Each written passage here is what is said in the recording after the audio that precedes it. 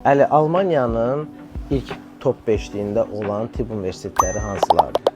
Bunlar arasında təbii ki, Heidelberg Universiteti var, Ludwig Maximilian Universiteti var. Bu Münxendədir. Bəli, Münxendədir. Texnik Universitet Münxenin də bir kampusu ona daxildir, səhv eləmirəmsə və eyni zamanda Charité, Berliner Charité təbii ki və 5-ci olaraq da Hamburg. Bu dediyim son QS University Ranking səhifəsindəndir bu statlar.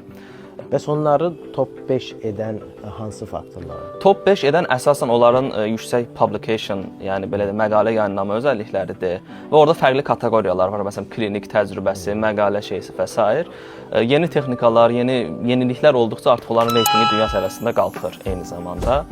Əsas bu faktorlardır. Yəni. Bəs ora qəbul olmaq çətindir yoxsa? Qəbul olmaq kifayət qədər çətindir, amma qəbul olmaq istəyən insanlara mənim tövsiyəm nədir? Onların saytlarına girib xarici tələbələr üçün qəbul şərtlərini araşdırmalarıdır.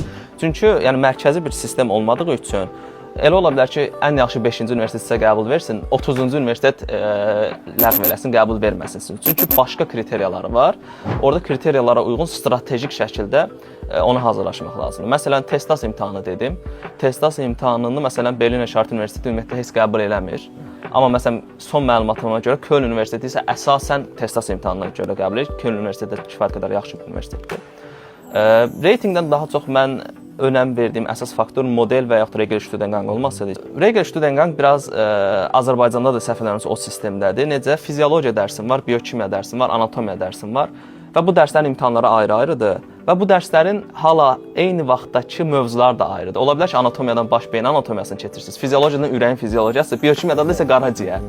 Və bu neçə ilin sonunda bir yerə toplanır. Model Studiengangda isə Türkiyədə də belədir. Komitə sistemi deyə bir sistem var. Yəni modul sistemləri var. Məsələn bizim birinci modulumuz hərəkət aparatı idi, Bewegungsapparat. İkinci modulumuz Herz-Kreislauf idi. Məsələn B1 modulu Herz-Kreislaufda bizim mövzular nədir?